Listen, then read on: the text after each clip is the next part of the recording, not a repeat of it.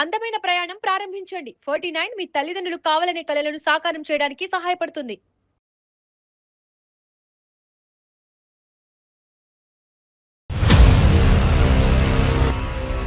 నేను పిల్లల్ని స్కూల్కి తీసుకెళ్తున్నప్పుడు ఆ స్కూల్ టీచర్తో ఒక పొరపాటు జరిగింది మేడం.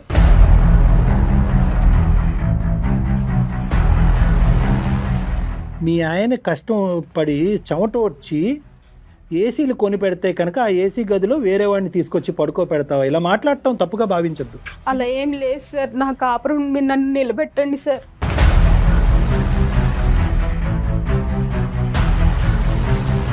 అతనితో ఎక్కడి దాకా ప్రయాణం చేయాలో అక్కడి దాకా నువ్వు ప్రయాణం ట్రావెల్ చేసేసి ఇద్దరు పిల్లల తల్లివై ఉండి అతను డబ్బులు ఇవ్వలేదు, నీ దగ్గర డబ్బులు తీసుకుని ఎగ్గొట్టినాక అప్పుడు అతను నిజమైన ప్రేమ కాదని అర్థమైందా తల్లి నీకు?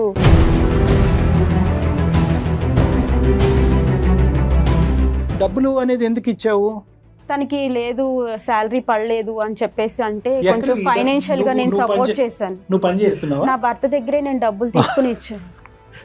అతనికి టోపీ వేసావా?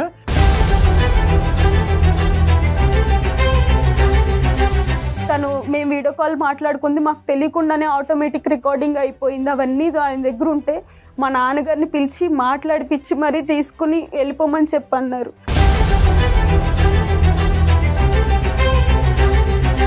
ఇదేమి భర్త ఇవ్వనటువంటి సంతోషం ప్రేమ గురించి మీరు బయటకు వెళ్ళటం ఏం కాదు, ఇది ఎక్స్ట్రా అనమాట. ఎలాగైతే కనుక క్రికెట్ మ్యాచ్లో 11th ప్లేయర్ 12th ప్లేయర్ లాగా ఉంటారో అలాగే ఎక్స్ట్రా కావాలి మీకు, అంతే. నిన్ను చూసిన ప్రతి క్షణం వాడే గుర్తుకొస్తాడు. ఎలా ఉండాలి నేను? ప్లీజ్ అండి, గతాన్ని మర్చిపోయి మనం ముందుకు వెళ్దాం ప్లీజ్ అండి, ఒక్కసారి ఆలోచించండి. నువ్వు ఒకసారి వాడితో కులికే ముందు, వాడితో ఫోన్ లో మాట్లాడే ముందు, పిల్లలు ఉన్నారు, భర్త ఉన్నాడు, ఒక్కసారి నా గురించి పిల్లల గురించి ఆలోచించావు ఒక్కసారి. అందమైన జీవితం కార్యక్రమానికి స్వాగతం. నమస్తే కళ్యాణ్ గారు. కళ్యాణ్ గారు, వాట్సాప్ మెసేజెస్ లో ఉన్నాం మనం ప్రెసెంట్. చాలా మంది మెసేజెస్ పెడుతూ ఉన్నారండి. దాంట్లో ఏదైతే అర్జెంటో ఇమీడియట్ గా ఎవరికైతే మీ సలహా సూచన అవసరమో వాళ్ళు పిక్ చేసుకుంటాం. Right sir. అయితే డాక్టర్ గారితో ఎవరైనా పర్సనల్ గా మాట్లాడాలి, ఇలా వేదిక రూపంలో కాకుండా పర్సనల్ గా మాట్లాడాలనుకుంటే కింద స్క్రోల్ అవుతున్న నెంబర్కి కాల్ చేసి అపాయింట్మెంట్ తీసుకొని పర్సనల్ గా మాట్లాడొచ్చు. ఈ రోజు ఇష్యూకి వద్దామండి. ధరణి అనే అమ్మాయి మనకి వాట్సాప్ మెసేజ్ చేసింది. పర్సనల్ ఇష్యూ, పెళ్ళైన అమ్మాయేనండి. సో తను స్టూడియోకి వస్తానందండి. నేను అన్నాను, అమ్మ ఫోన్లో మాట్లాడన్నా. లేదు మేడం, నేను నాలాంటి వాళ్ళు ఖచ్చితంగా బయటికి రావాలి, మాట్లాడాల్సిందే అనింది. సో ఇన్వైట్ చేస్తానండి, తను పిలుస్తాను. మా ధరణి రండమ్మా.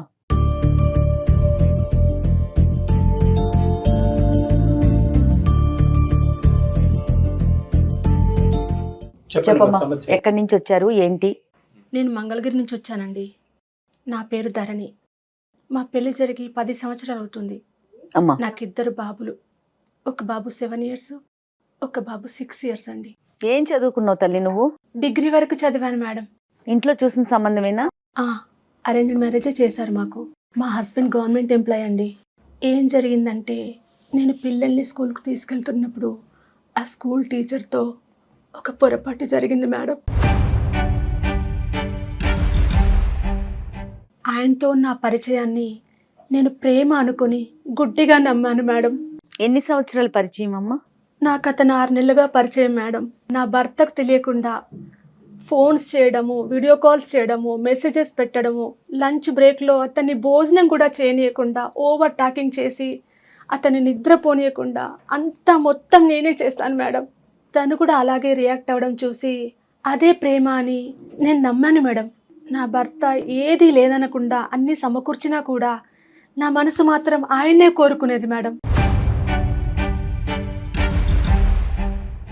ఆ మాస్టర్ గారిని చూడకుండా నేను ఉండలేని పరిస్థితిలో మా ఆయనకి ఏదో ఒక కారణం చెప్పి నా పిల్లల కోసం ఏదో ఒకటి తెమ్మని మా అమ్మ వాళ్ళ ఇంటికి పంపించాను మేడం. ఆ వంకతోటే మాస్టర్ గారిని ఇంటికి పిలిపించుకొని ఇద్దరం కలిసి తప్పు చేశాం మేడం.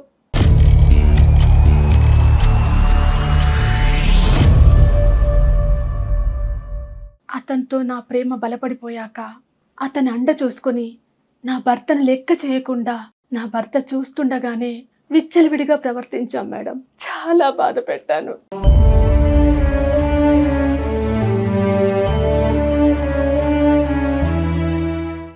విషయం తెలిసి నా భర్త నిలదీసి నన్ను అడిగితే గొడవ పెట్టుకొని అర్ధాంతంగా మా పుట్టింటికి వెళ్ళిపోయాను మేడం.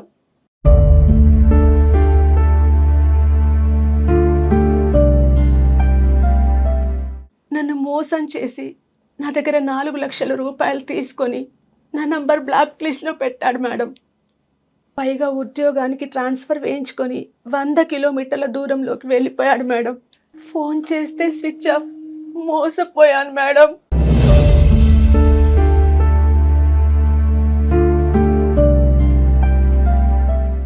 ఏంటి ఒక నెలల పరిచయంతోనే అతనితో ఎక్కడి దాకా ప్రయాణం చేయాలో అక్కడి దాకా నువ్వు ప్రయాణం ట్రావెల్ చేసేసి 2 పిల్లల తల్లివై ఉండి అతను డబ్బులు ఇవ్వలేదు, నీ దగ్గర డబ్బులు తీసుకుని ఎగ్గొట్టినాక అప్పుడు అతను నిజమైన ప్రేమ కాదని అర్థమైందా తల్లి నీకు? కదమ్మా, నాకు ఒకటి అర్థం కాదు, అసలు పెళ్ళయిన తర్వాత ప్రేమ ఏంటి, మళ్ళీ ఆ తొక్కలోడు ప్రేమలో నిజం ప్రేమ అబద్ధ ప్రేమ ఏంటమ్మా? ఎంతమంది పెళ్ళమ్మా నీకు? 2 అండి. కళ్యాణ్ గారు అసలు అంటే నేను ఇప్పటి వరకు అసలు ఏం వింటున్నానో నాకైతే అర్థం కాలేదు కళ్యాణ్ గారు. అంటే చేసేయన్నీ చేసేసి ఒకదాని తర్వాత ఒకటి సింపుల్ గా సారీ నేను తప్పు చేశాను, నేను పశ్చాత్తాపడుతున్నాను అంటే అవతల వైపు నుంచి ఎంత మ్యాగ్నెటిక్ పవర్ ఉంటే కనుక నువ్వు ఇలా అట్రాక్ట్, ఎంత మ్యాగ్నెటిక్ పవర్ ఉన్నా కూడా అట్రాక్ట్ అవ్వకూడదు. 10 సంవత్సరాల పాటు జరిగినటువంటి ప్రయాణంలో 2 పిల్లల కన్నా తల్లి ఈ విధంగా స్కూల్ మాస్టర్ కి కనెక్ట్ అయిపోయింది అనేటటువంటి అంశం వెనకతల బ్యాక్గ్రౌండ్ ఏంటో కొద్దిగా వర్ణించు. నాకు తను చూపించే ప్రేమ అంత బాగుండేది సార్. నాకు చాలా బాగా ప్రేమ చూపించేది వాడు. మా భర్త దగ్గర అలాంటి ప్రేమ నేను ఎప్పుడు చూడలేదు. ఎప్పుడు నేను ఇంటిలో యజమానిని, నేను ఇంత సంపాదిస్తున్నాను, నేను ఒక గవర్నమెంట్ ఎంప్లాయీని, నేను నా హోదా ఉంది అని ఒక పంజరంలో చిలకని పెట్టేసి ఎట్లా చూసుకుంటారు అన్న ఇదిలో చూసుకునేవాడు. నాకు కావాల్సినన్ని తెచ్చేవాళ్ళు, సర్ప్రైజ్లు చేసేవాళ్ళు, బర్త్డే ఫంక్షన్స్ అప్పుడు మినిమం అన్నీ ఏదైనా సరే నాకు కావాల్సినన్ని నేను అడగకుండానే తెచ్చిచ్చేవాళ్ళు. కానీ అక్కడ లేని ప్రేమ నేను ఈ స్కూలు సార్లో అనేది చూశాను. అతని ప్రేమకి నేను కనెక్ట్ అయిపోయి అలా ఎక్కువ ప్రేమ చూపించడం వల్ల బెస్ట్ ఏంటంటే మీలాంటి వాళ్ళు మీ మొగుళ్ళని VRSలు తీసుకోమని చెప్పాలన్నమాట. VRSలు తీసేసుకుని నా పక్కనే ఇలా అతుక్కున్నట్టు కూర్చోరా బాబు, నా చేయి పట్టుకునే ఉండు అని అది కోరుంటే కనుక చేసి ఉండేవాడేమో. ఈ సినిమా చూపెట్టడం కంటే, ఈ 70mm బాహుబలి సినిమా చూపెట్టే దానికంటే అలా చెప్పుంటే వాడు రిటైర్ అయ్యి నీ పక్కన కూర్చుని ఉండేవారు, ఇద్దరు ఇలా అతుక్కుని కూర్చుని ఉండేవారు రోజంతా. చెప్పటానికైనా సిగ్గుండాలమ్మా. ఏమన్నా ప్రేమను వర్ణించే విధానం అమ్మా ఎంత భారం ఉంటుందమ్మా. ఎంత టైం స్పెండ్ చేయగలడు ఫ్యామిలీ గురించి? నన్ను బాగా కేర్ గా చూసి మాట్లాడుతూ ఉండేవాళ్ళు సార్. డబ్బులు అనేది ఎందుకు ఇచ్చావు? తనకి లేదు శాలరీ పడలేదు అని చెప్పేసి అంటే కొంచెం ఫైనాన్షియల్ గా నేను సపోర్ట్ చేశాను. నువ్వు పని చేస్తున్నావా? నా భర్త దగ్గరే నేను డబ్బులు తీసుకుని ఇచ్చాను. అతనికి టోపీ వేసావా మీ ఆయన దగ్గరికి? అతను అడగలేదా ఇంత డబ్బులు దేనికని? లేదండి, నేను ఆయన అడగంగానే నేను ఒక చూపు చూడంగానే ఆయన సర్లే ఎందుకులే అన్న ఇదిలో వెళ్ళిపోయేవాళ్ళు. దేనికి? బంగారం, బట్ట ఏం అడిగేవాళ్ళు కాదు. ఇచ్చాడా? నేను అంత మంచి హస్బెండ్ ని మోసం చేశానని ఈ రోజు పశ్చాత్తాపం పడుతున్నాను. వద్దమ్మ నీకు దండం. అది కాదు గాని ఎంత డబ్బు? 4 లక్షల వరకు. 4 లక్షలు ఈ దరిద్రుడికి? అవును సార్. మీ ఆయన కష్టం పడి చెమట వచ్చి ఏసీలు కొని పెడితే కనుక ఆ ఏసీ గదిలో వేరే వాడిని తీసుకొచ్చి పడుకో పెడతావా? ఇలా మాట్లాడటం తప్పు కాదు, తప్పుగా భావించద్దు. నేను చేసిన తప్పే సార్, అందుకే నా భర్తతో ఒక్కసారి మాట్లాడి నా కాపురం నిలబెట్టండి సార్. అమ్మా ఈరోజు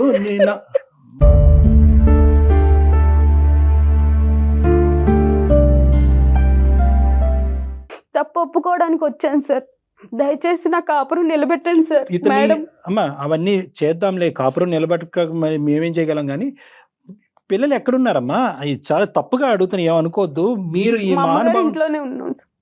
మా నాన్నగారిని పిలిపించి కూడా అతను మాట్లాడి మెసేజ్లు అవన్నీ కూడా కలెక్ట్ చేసుకుని పెట్టుకున్నారు. ఎవరు? మా హస్బెండ్. ఎవిడెన్స్లు ఉన్నాయి ఆయన దగ్గర. ఆధారాలు ఏమేమి ఉన్నాయి? కాల్ రికార్డ్స్ అవన్నీ ఉన్నాయి, మెసేజ్లు అన్ని స్క్రీన్ షాట్స్ ఉన్నాయి. తను మేము వీడియో కాల్ మాట్లాడుకుంది మాకు తెలియకుండానే ఆటోమేటిక్ రికార్డింగ్ అయిపోయింది. అవన్నీ ఆయన దగ్గర ఉంటే మా నాన్నగారిని పిలిచి మాట్లాడిపిచ్చి మరీ తీసుకుని వెళ్ళిపోమని చెప్పన్నారు.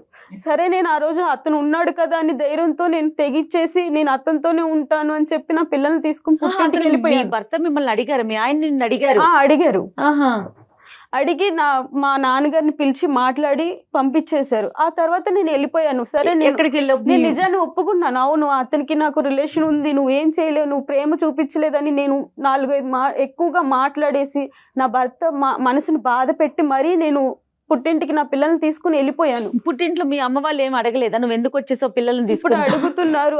ప్రతి ఒక్క ఫంక్షన్స్ కి వెళ్ళినా ఎక్కడికి వెళ్ళినా అందరూ నన్ను చీప్ గా చూస్తున్నారు. అదండి నేను చేసిన తప్పు అని ఈ రోజు నేను తెలుసుకుని ఇక్కడికి కాదు రావడం కళ్యాణ్ గారు, జరిగింది. ఇప్పుడు నువ్వేం ఆ అమ్మాయి తెలుసుకున్నావు వెళ్ళిపోయిన ఒక నువ్వు? 6 నెలల్లో తను పడుతున్న ఇబ్బందుల వల్ల రియలైజ్ అవుతోందండి. ఏం తెలుసుకున్నాను, తప్పు నా తెలుసుకున్నాను. పిల్లలకి తండ్రి అమ్మ, కావాలి. అమ్మ నీ పిల్లలకి తండ్రి కావాలి, నీకు భర్త కావాలి, నువ్వేమో వచ్చి వేరే వాళ్ళకి కావాలి. ఏందో మీ దరిద్రం. లేదండి, అది కాదు, తప్పు వినండి. తెలుసుకున్నా. అతను నన్ను వదిలేసి వెళ్ళిపోయాడు. అది ప్రేమ, తప్పు ఎప్పుడు నిజమైన ప్రేమ తెలుసుకున్నావు point? కాదని నేను నో మేడం, నో తెలుసుకున్నాను. Madam, I think I have to correct you before I speak to your husband. చాలా ఇంపార్టెంట్. నిన్ను మార్చిన తర్వాత నీ భర్తతో మాట్లాడాలి. ఎంతవరకు తప్పు తెలుసుకున్నావు? ఈ రోజు ఆ మానవాడు ట్రాన్స్ఫర్ కాకుండా అక్కడే ఉండి ఇంకొక 6 లక్షలు మీ దగ్గర నుంచి పిండి ఉంటే కనుక అప్పుడు తెలుసుకుని ఉండేదానివా? 10 లక్షలు పిండి ఉంటే ఇప్పుడు ఆ మనిషి డబ్బులు తీసుకున్నాడు, శారీరకంగా నీ వల్ల సుఖపడ్డాడు, వాడు ఎక్కడున్నాడో తెలియదు, ఈ రోజు అక్కడి నుంచి తప్పించుకుని పారిపోయాడు. కాబట్టి ఇంటికెళ్ళి పుట్టింటికెళ్ళి పిల్లలతో పాటు ఉండటం అనేది ఇరుగు పొరుగు వాళ్ళు అవమానకరంగా అడుగుతున్నారు కాబట్టి ఈ రోజు ఇక్కడ కూర్చో. కరెక్ట్ కళ్యాణ్ గారు. See, the concept is very clear అమ్మ. ఇక్కడ తప్పు అవును సార్, నేను తప్పు చేసిన తెలియటం తప్పే. అమ్మ, దయచేసి నా కాపురాన్ని నిలబెట్టండి సార్. అమ్మ నిలబెడతాం, అది కాదు. వినండి, ఒక 2 నిమిషాలు వింటే మీలో వచ్చే మార్పు బట్టి అతనికి ఇచ్చే సజెషన్. ఇప్పుడు కేవలం అయ్యా మీ ఆవిడ ఇక్కడికి వచ్చింది, ఇక్కడికి వచ్చి ఓ కన్నీరుగా ఏడుస్తుంది కాబట్టి మీరిద్దరు కలిసి ప్రయాణం చేసేసేయండి, గతం అని వదిలేసేయండి అని చెప్పేస్తాను అనుకున్నావు అందమైన జీవితంలో. అది కాదు కథ. ఇక్కడ నీ తప్పు ఎందుకు జరిగింది, ఎలా జరిగింది, నువ్వు ఎంతవరకు రియలైజ్ అయినా. రేపు పొద్దున మళ్ళీ వస్తాడు, ఇంకో స్కూల్లో వస్తాడు, ఈ స్కూల్లో రాడు. నీ ఫోన్ నెంబర్ ఉంది, నీ ఇంటి అడ్రస్ కూడా ఉంది అతని దగ్గర. అది దరిద్రం ఇక్కడ. ఇప్పుడు ఫోన్ నెంబర్ ఒకటే ఉంటే కనుక నెంబర్లు మార్చుకోవచ్చు. ఏం చెప్తావు ధరణి, ఏమని చెప్తావు? ఇప్పుడు ఏం చెప్పగలవు చూడు. నేను ఈ రోజు తప్పు చేసి ఇక్కడ కూర్చున్నానంటే నా భర్త తప్పు ఏమీ లేదంటున్నారు డాక్టర్ గారు. ఉందండి, ఆయన తప్పు కూడా ఉంది. ఆయన తప్పు చేయలేదా? బయట చేస్తారు ఖచ్చితంగా. ఆయన మనకు నగలు కొనిపించారు, 1,50,000 జీతం, గవర్నమెంట్ ఎంప్లాయ్ అనేది కాదు. ప్రేమ అనేది ఉండాలి కదండి. ఆ ప్రేమ లేదు. అతన్ని నన్ను సరిగ్గా పట్టించుకోకపోవడం. ఎన్నిసార్లు అడిగావమ్మా ధరణి, నాకు ప్రేమ లభించట్లేదు, నీ బంగారం వద్దు, నీ బట్టలు వద్దు, ఇవేమి వద్దు, నువ్వు పక్కన కూర్చొని నన్ను ప్రేమిస్తే చాలు అనేది ఎన్నిసార్లు నీ భర్తకి చెప్పావు నువ్వు? మాట్లాడాను సార్ ఒకసారి, నాతో ప్రేమగా ఉండండి, మాట్లాడండి అంటే, నేను నగలు కొనిపెట్టింది ప్రేమ కాదా, నేను చీరలు కొనిపెట్టింది ప్రేమ కాదా, ఓన్గా హౌస్ కొన్నాము, ఇంత పెద్ద ఫ్లాట్ ఉంది మనకి, పిల్లలు మంచి స్కూల్లో చదువుతారు, ఇలాంటివి మాట్లాడుతున్నారు తప్పితే ఎంతసేపు జాబు ఇదే తప్పితే ఒక భార్య, ఒక పిల్లలు ఇలాంటిది అనేది లేదు సార్. అతని దగ్గర ప్రేమ అనేది లేకపోయింది. మేడం మీరు చెప్పవలసింది అంతా చెప్పండి ధరణి గారు, అన్నీ నేను చెప్తాను. అమ్మా, అందరి ఇళ్ళల్లో ఇదే జరుగుతుంది నువ్వు అంటున్నావు. మగవాళ్ళు అందరూ ఇంతే కదండి, బయట వేరే వ్యవహారాలు నడిపిస్తూ ఉంటారు, ఇంట్లో భార్యకి ఎటువంటి స్థానాన్ని ఇంపార్టెన్స్ ఇవ్వట్లేదంటే కనుక ఏమి మూకమ్మడిగా వెళ్ళి అందరు ఆడవాళ్ళు స్కూల్ మాస్టర్లతో లేచిపోతున్నారా? ఏం మాట్లాడుతున్నావు అమ్మా? ఇదేమి భర్త ఇవ్వనటువంటి సంతోషం ప్రేమ గురించి మీరు బయటకు వెళ్ళటం ఏం కాదు. ఇది ఎక్స్ట్రా అనమాట. ఎలాగైతే కనుక క్రికెట్ మ్యాచ్లో 11th ప్లేయర్ 12th ప్లేయర్ లాగా ఉంటారో అలాగే ఎక్స్ట్రా కావాలి మీకు, అంతే. లేదండి, నేను పెళ్లికి ముందు కూడా ఎవరిని ప్రేమించలేదు. ఇక నా తల్లిదండ్రులు చూసిన సంబంధాన్ని నేను చేసుకున్నాను. ఓ ప్రేమ అంటే ఇలా ఉంటదని ఆయన చూపించే ప్రేమలోనే నేను చూశానండి. నా భర్త ఏనాడు నన్ను అలా ప్రేమించలేదు. నువ్వు పెళ్లికి ముందు ప్రేమించి వేరే వాడిని పెళ్లి చేసుకుని ఉంటే కనుక మేము చాలా హ్యాపీ ఫీల్ అయ్యే ఉండం.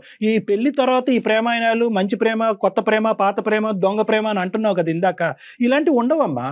శుభ్రంగా మీరు ప్రేమించుకుని మీ తల్లిదండ్రులను ఎదిరించి మొగుడంటే ఇలాగే ఉండాలి, నన్ను ఈ స్థాయిలో ప్రేమించిన వాడితోనే నేను కాపురం చేస్తాను, లేదంటే కాపురం చేయను, లేదంటే 5-10 సంవత్సరాల తర్వాత వేరే వాడితో లింక్ పెట్టుకుని దొబ్బేస్తానని అనుంటే అవే బెటర్. వీటికంటే అవే బెటర్. ప్రేమ అంటే కనుక సిన్సియారిటీ. నీ మొగుడు సిన్సియర్గా కష్టపడేటటువంటి ఒక వ్యక్తి. ఈ రోజు అతను ఎందుకు ఇన్ని ఎవిడెన్స్లు దాచిపెట్టిన తర్వాత ఈ రోజు గుట్టిప్పాడు అనేది నాకు అర్థం కావట్లేదు. కానీ అదొక అర్థం కాని దొరకపట్టిన మొదటిసారి ఒక వీడియో, ఒక మెసేజ్, ఒక క్లిప్పింగ్ దొరికినప్పుడే నిన్ను దొరకపట్టి నీకు ఒక బుద్ధి చెప్పేటటువంటి ప్రయత్నం, లేదంటే తండ్రిని పిలిచి ఒక పంచాయతీ పెట్టేటుంటే ఇక్కడ వరకు వచ్చుండేది కాదు.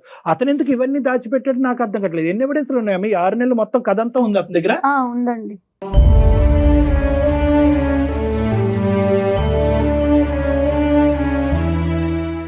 మొత్తం మీరు చేసిన ప్రయాణం అంతా ఉంది.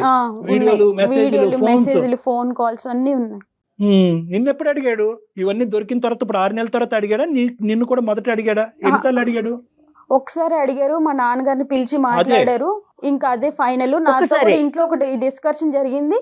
ఆ తర్వాత మా నాన్నగారికి ఫోన్ చేసి పిలిపించి మాట్లాడి పంపించడం జరిగింది సార్. ఇక్కడ మా హస్బెండ్ గారికి ఎప్పటి నుంచి కొంచెం ఎక్కడ తప్పు దొరికితే మనము ఎప్పుడు బ్లేమ్ చేద్దామా అనే కాన్సెప్ట్ లో ఉంటారు.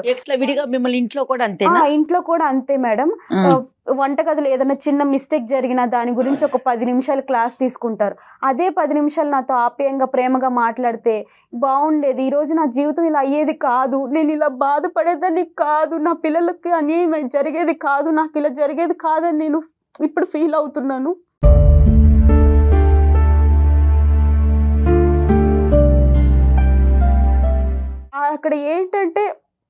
నాకన్నా మా ఆవిడ అందంగా ఉంటుంది, ఎక్కడైనా తప్పు చేయకపోదా అని ఇన్ని సంవత్సరాలు ఇన్నాళ్ళు ఎదురు చూసి ఇవన్నీ కలెక్ట్ చేసుకున్న ఫాదర్ని పిలిపించి మాట్లాడి ఇలా చేశారు. ఇంకేమీ లేదు ఇక్కడ. చేయాల్సిందంతా వాడు చేసి సుఖం, నువ్వు సుఖాన్ని ఇచ్చావు, నీ అందం గురించి ఏదో మరి వాడు పడ్డాడు ఏమవుతుంది, వాడు పెళ్ళి అయిందో లేదన్నది మాకు అనవసరం, ఆ సబ్జెక్ట్ వాడి ఇష్యూలో మీకు వెళ్ళాం. ప్లస్ నీ డబ్బులు కూడా కాజేస్తా. ఇప్పుడు 2 పెద్ద ఆధారాలు ఉన్నాయి మీ ఆయన దగ్గర. ఎస్, నా డబ్బులు పట్టుకెళ్ళిపోయింది, ఏం చేసినా డబ్బులు తిరిగి తీసుకొస్తుంది. నెంబర్ 1, 10 సంవత్సరాల ప్రేమ, నేను ప్రేమించినటువంటిది, నేను త్యాగం చేసినవన్నీ కూడా పనంగా పెట్టింది. దానికి ఏం చేస్తుంది? ఒక తల్లిగా ఇంత వికృతి చేష్టలు చేస్తుంటే కనుక ఎలా స్వీకరి, ఎన్ని ప్రశ్నలు అడుగుతాడు చూడు మీ ఆయన. కలుపుదాం ఫోన్. అవన్నింటికి ఈరోజు నువ్వు సమాధానం చెప్పలేవు, మేము చెప్పుకోవాలి సమాధానం. కాల్ చేయి మరి ఒకసారి చూద్దాం.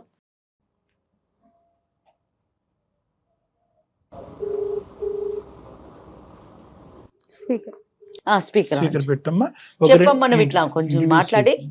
హలో హలో, హలో, నేను ధర్నీని మాట్లాడుతున్నానండి. చెప్పే ఏంటో. ఒకసారి నేను ఇక్కడ అందమైన జీవితం ప్రోగ్రామ్కి వచ్చాను, సుమన్ టీవీ. నమస్తే అండి. నమస్తే అండి. ఫోన్ అక్కడ పెట్టమ్మా. నమస్తే అండి, నేను జయానండి, సుమన్ టీవీ అందమైన జీవితం ప్రోగ్రామ్ నుంచి. నాతో పాటు డాక్టర్ కళ్యాణ్ చక్రవర్తి గారు కూడా ఉన్నారు. నమస్కారం అండి. పేరేంటమ్మా? నమస్కారం సార్. నమస్కారం అండి. రవి గారు నమస్తే అండి. సారీ అండి, మీకు తెలియకుండా మీతో అంటే ఫోన్ లైన్లోకి తీసుకున్నాం మిమ్మల్ని. మీ భార్య మాకు వాట్సాప్ మెసేజ్ పెట్టారు, జరిగిన తప్పు గురించి. దాన్ని మళ్ళీ పదే పదే మాట్లాడలేకపోతున్నా నేనైతే. దాని గురించి సార్ మీరు తప్పు అంటున్నారు, చేసింది మామూలు తప్పు కాదు మేడం. అవునండి, అవును, క్షమించడానికి తప్పండి. కరెక్టేనండి, కరెక్టే. మేడం గారు, నేను ఇన్నాళ్ళు పిల్లల ముఖం చూసేసి మారుతుందిలే అని చెప్పి చాలా ఓపిక పట్టానండి. కానీ అది మారడం పట్టుకుని పెట్టేసి వారితో ఫోన్ లో మాట్లాడటము నాకు కళ్ళారు చూశానండి. సాక్ష్యాలు నా దగ్గర ఉన్నాయండి. రవి గారు నమస్తే. రవి గారు నమస్తే సార్. నమస్కారం సార్. అసలు ఏమి అడగాలో కూడా నాకు అర్థం కావట్లేదు రవి గారు. ఎందుకంటే ఏమండి తప్పు అయిపోయిందండి అంటే మేమెవరో చెప్పడానికి, తప్పు ఒప్పు అయిందో ఒప్పు తప్పు అయిందో అని చెప్పడానికి మేమెవరు? అనుభవించేటటువంటి మీరు చెప్పాలి. ఆవిడని క్షమిస్తారా, మళ్ళీ ఆవిడ ఇంట్లో రాబట్టుకుంటారా, పిల్లలకు ఒక తండ్రిగా నిలబడతారా లేదా? So what ever is coming from our direction Ravi గారు ఈజ్ ఎ రిక్వెస్ట్. అంతే సార్. నా జీతంలో సగం దానికి ఖర్చు పెట్టాను సార్. దానికి ఏం లోటు చేశాను సార్? నేను ఏం లోటు చేశాను సార్? నా అనుభవించి నా వస్తువులు, నా మెడలు, నా ఆఖరికి బంగారు నెక్లెస్ కావాలంటే అప్పు చేసి మరీ కొన్నాను సార్. నా అనుభవిస్తూ, నా వస్తువులు అనుభవిస్తూ, నా తిని తినుకుంటూ ఎవరి పక్కలో పడుకుంటే ఏ వాగడ ఊరుకుంటారు సార్?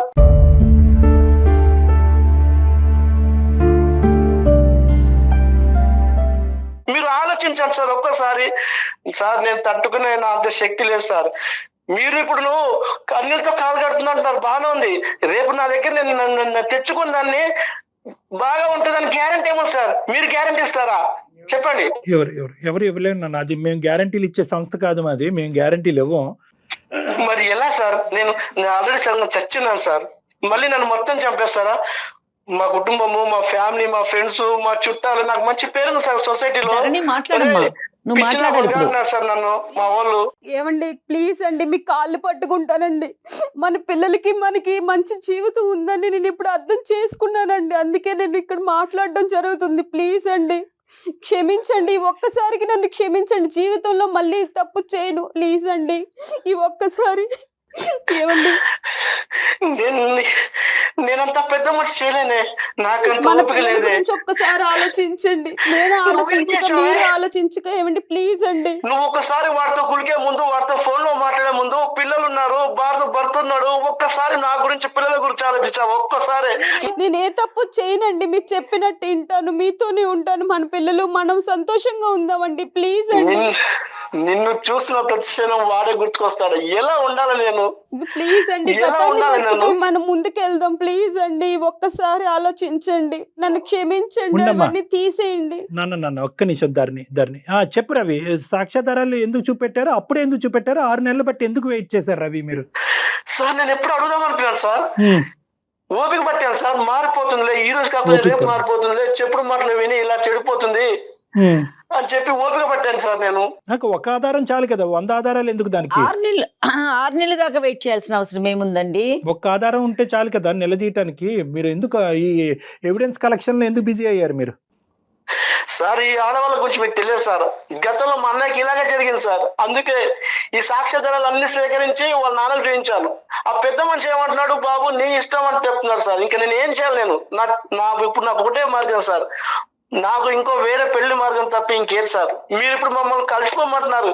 వాళ్ళని చూసిన ప్రతిసారి నాకు వాడే గుర్తుకొస్తారు సార్. ఎలా కాపురం చేయాలి సార్ నేను? ఏంటమ్మా ఆ పెళ్లి అనే ఆలోచన తీసేయండి. నేను మీతో మంచిగా ఉంటాను. ఇక మీదట మనం అందరం కలిసి ఉందాం. నన్ను ఒక్కసారి క్షమించండి. నా తప్పు అయిపోయింది. నేను తప్పు తెలుసుకున్నానండి. నేను కళ్ళు నెత్తికెక్కి మిమ్మల్ని వదిలేసి వెళ్ళానండి. నన్ను క్షమించండి.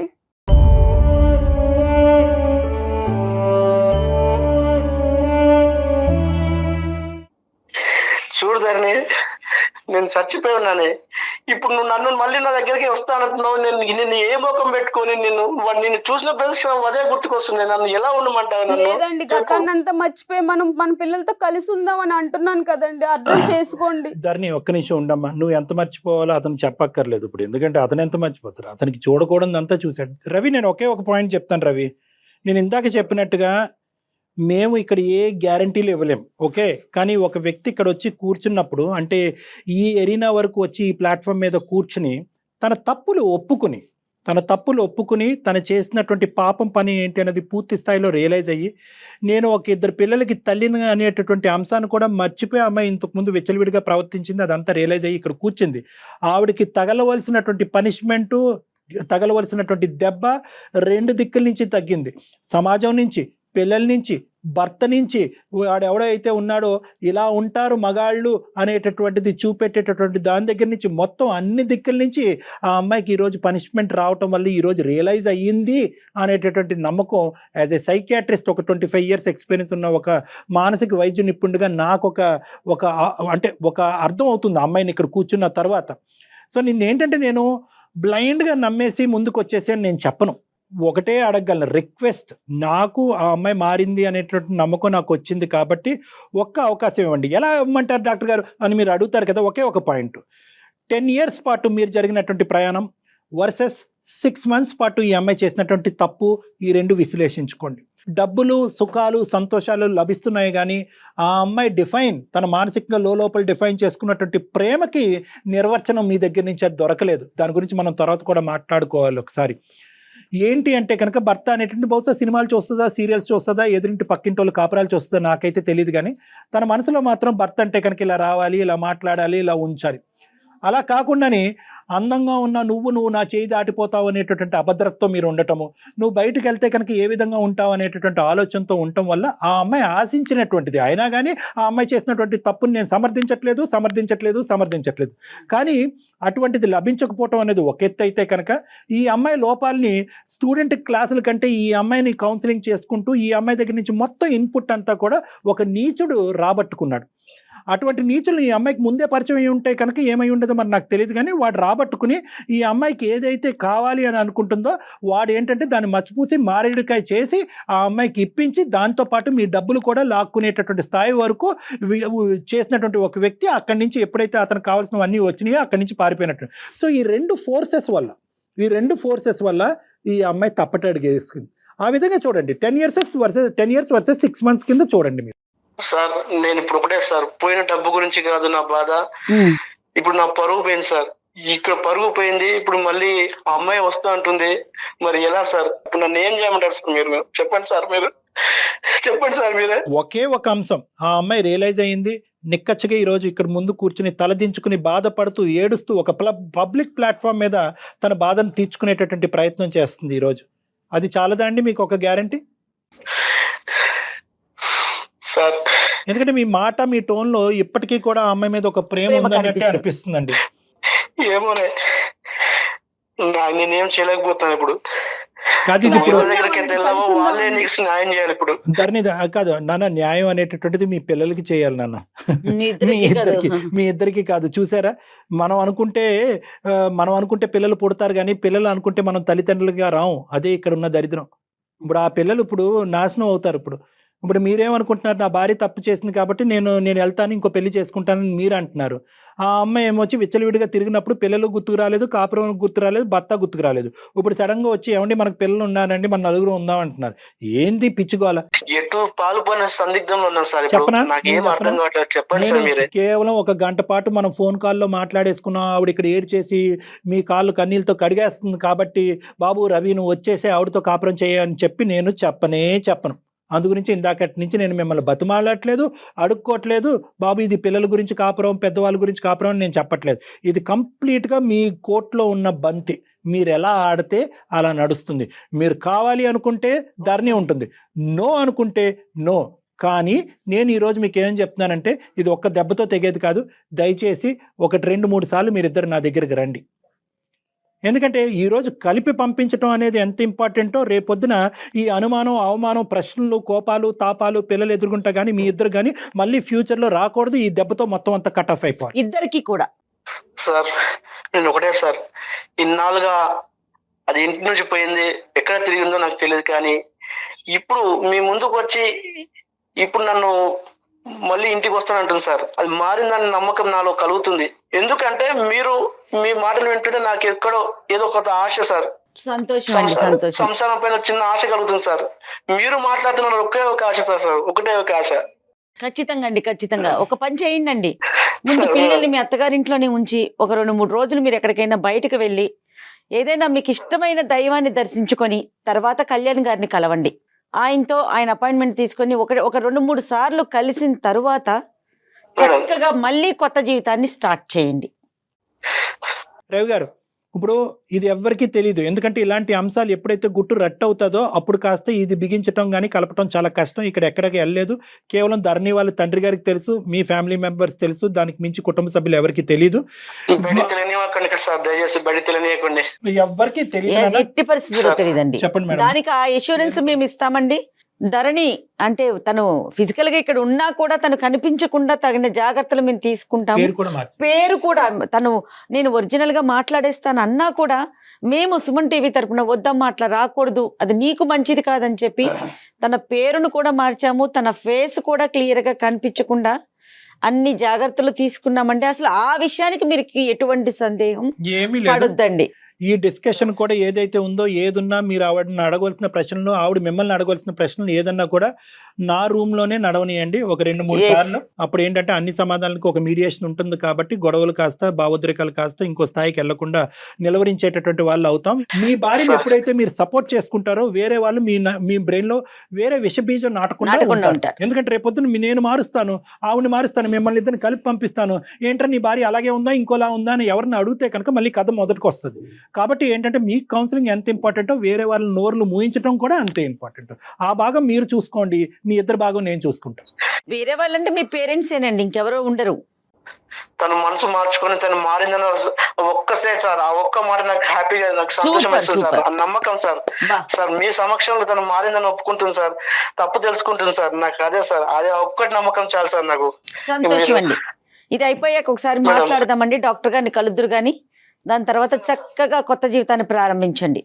ఖచ్చితంగా మేడం, ఖచ్చితంగా. థ్యాంక్ యూ సో మచ్ అండి, చాలా హ్యాపీగా అనిపిస్తోంది.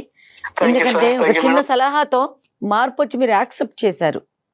Thank you madam. Thank you అండి. రవి గారు నమస్తే. థ్యాంక్ యూ అండి. నమస్తే. చెప్తారండి. ఏం లేదు రవి గారు, మీరు ఫోన్ పెట్టేసేయండి. థ్యాంక్ యూ అండి, మనం మళ్ళీ కలుద్దాం. నేను ఫోన్ పెట్టేమని ఎందుకన్నా తెలుసా ధరణి, మిమ్మల్ని కలిపినంత మాత్రాన నీ తప్పుని నేను క్షమిస్తున్నట్టు కాదు. ఎందుకంటే క్షమిస్తే కనుక ఇదే పరిపాటి అయిపోతుంది, సమాజంలో ఇదే అలవాటు అయిపోతుంది. అందుగురించి అతను ఫోన్ కట్ చేయమని చెప్పి నేను నీతో మాట్లాడుతున్నాను. ఏమనుకుంటారు, ఆ తప్పు చేస్తాం కదా, సారీ చెప్పేసాం కదా, లేదంటే అందమైన జీవితంకి వచ్చి జయ గారిని డాక్టర్ కళ్యాణ్ చక్రవర్తి దగ్గర చెప్పేసాం కదా, మళ్ళీ కుటుంబాలను కలిపేస్తారు. నో అమ్మా, తప్పు జరగకూడదు. ఏ కారణం జరగకుండా చూసుకుంటాను సార్. తప్పు జరగకూడదు. నీ ద్వారా ఏంటంటే నీ ద్వారా లక్షల మంది ప్రేక్షకులకు మనం చెప్పేటటువంటిది ఏంటంటే కనుక, తప్పు అయిపోయిన తర్వాత కాళ్ళు పట్టుకుంటాను, అపాలజీలు చెప్పుకుంటాను, పిల్లలు నాశనం అయిపోతారు అనేటటువంటిది. మనం తప్పు చేస్తున్నప్పుడే ఈ వేరే వాళ్ళు కాళ్ళు పట్టుకునేటటువంటి అవసరం ఉండకూడదు. పిల్లల భవిష్యత్తు గురించి ఉండేటటువంటి ఆలోచన ఆ సమయంలో ఉంటే కనుక తప్పులు జరగవు. కాబట్టి అందరికీ నేను చెప్పేది ఏంటంటే పరిణామాలు ఆలోచిస్తూ ముందుకెళ్ళండి, సమస్యలు రావు. థ్యాంక్ యూ కళ్యాణ్ గారు, థ్యాంక్ యూ అండి.